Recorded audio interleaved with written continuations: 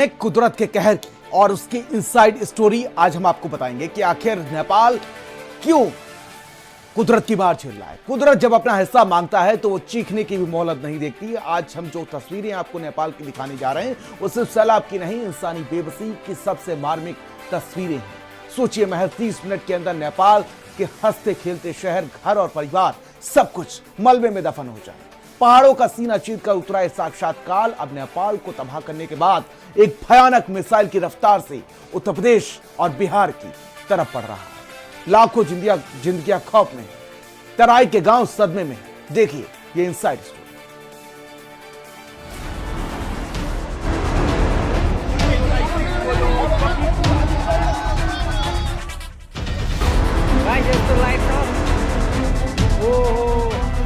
तस्वीरें कभी झूठ नहीं बोलती, लेकिन आज जो तस्वीरें हम आपको दिखाने जा रहे हैं वो इतनी खौफनाक है कि उन पर यकीन करना भी आपके लिए मुश्किल होगा। अपनी टीवी स्क्रीन पर उफनती लहरों के स्टैंड अप को जरा गौर से देखिए। पहाड़ जब अपना आपा खोते हैं तो इंसान की औकात तिनके से ज्यादा नहीं होती।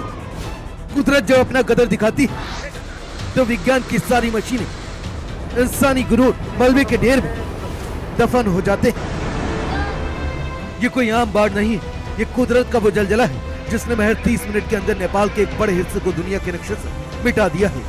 कैसे महज कुछ मिनटों में एक पूरी सभ्यता मलबे में दफन हो गई और कैसे हिंदुस्तान के 6 राज्यों पर कुदरत का सबसे बड़ा साइलेंट किलर मंडरा रहा है। आप देख रहे हैं तबाही की इनसाइड स्टोरी। ये पानी नहीं, ये पहाड़ों से उतरता काल है। ये लहरें नहीं, ये साक्षात मौत का तांडव है। तस्वीरें नेपाल के अलग अलग इलाकों से आई हैं, जहां आसमान से पानी नहीं, आफत बरस रही है। पहाड़ों का सीना चीर कर जो सलाह उतरा है वो अपने साथ इंसान, मकान, जानवर सब कुछ बहा ले गया।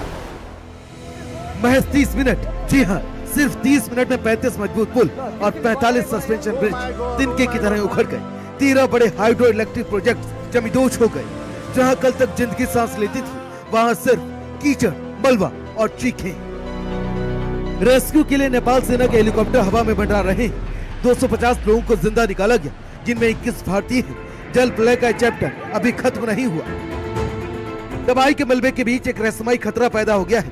नेपाल के विदेश मंत्रालय के पास चीन से एक ऐसी सैटेलाइट इमेज पहुंची है जिसने काठमांडू से लेकर दिल्ली तक खलबली मचा दी है। तस्वीरों में साफ दिख रहा है कि पहाड़ों से गिरे लाखों टन मलबे ने बोटे कोशी नदी का रास्ता रोक दिया है और वहाँ रहस्यमयी झील बन गई है। ग्लोबल वार्मिंग से पिघलते ग्लेशियर का पानी पहाड़ों पर बर्फ और पत्थरों की एक दीवार के पीछे जमा होता रहता है।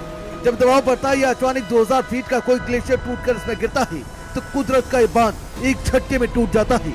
इसके बाद लाखों करोड़ों लीटर पानी 100 से ज्यादा की स्पीड से नीचे गिरता है। नेपाल तो डूब गया, लेकिन अब बारी उत्तर प्रदेश की। नेपाल के बैराजों से एक साथ लाखों क्यूसेक पानी छोड़ दिया गया। ये पानी मिसाइल की रफ्तार से यूपी की तराई और पूर्वांचल के जिलों की तरफ बढ़ रहा है। यही जलजला अब यूपी और बिहार को डरा रहा है।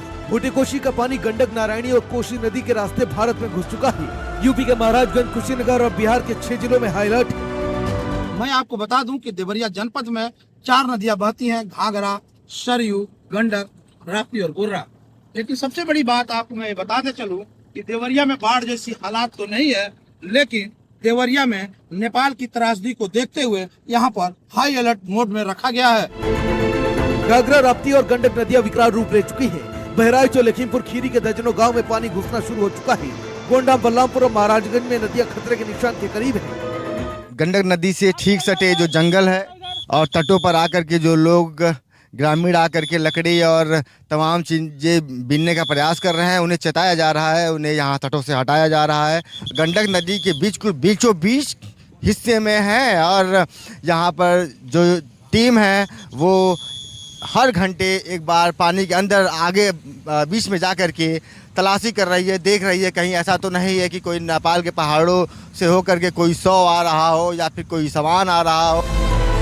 जिन खेतों में लहलहाती फसलें थी वहाँ अब कई फीट पानी भर चुका है। किसानों की मेहनत डूब रही है और प्रशासन की नींद उड़ गई है। सरकार ने तराई और पूर्वांचल के संवेदनशील जिलों में रेड अलर्ट जारी कर दिया है। त्रिशूली नदी में भयावह स्थिति आने के बाद कहीं न कहीं उसकी सहायक नदी नारायणी में भी इसका प्रभाव देखने को मिला था। नारायणी नदी कुशीनगर में खड्डा में प्रवेश करती है और जिले को बीचों बीच से चीरती हुई तमकुही होते हुए बिहार को निकल जाती है। लगभग 92,000 सुबह 7 बजे 92,000 क्यूसेक पानी छोड़ा गया है। हालांकि अभी स्थिति सामान्य है। लोग जो है नदियों में उतरकर लकड़ी के टुकड़े, छोटे छोटे सामान अपने लिए इकट्ठा कर रहे हैं, लेकिन पानी अभी भी मिट्टी से भरा पड़ा है और पानी का रंग बदला हुआ है। जब नेपाल के पहाड़ों का पानी मैदानी इलाकों से टकराता है तो वो कोई मोहलत नहीं देता है। कुदरत कैसे पल भर में सबको तबाह कर सकती है। नेपाल की डरावनी तस्वीरें चीख चीख कर कह रही हैं कि नदियों के रास्ते में आने की भूल कभी भी मत करना। यूपी के तराई और पूर्वांचल इलाकों में रहने वाले हमारे सभी दर्शकों से अपील है कि प्रशासन की चेतावनियों को गंभीरता से लें, नदियों के किनारे न जाएं, तटबंधों से दूर रहें और किसी भी आपात स्थिति में तुरंत हेल्पलाइन नंबरों पर संपर्क करें। स्पेशल डेस्क, भारत समाचार।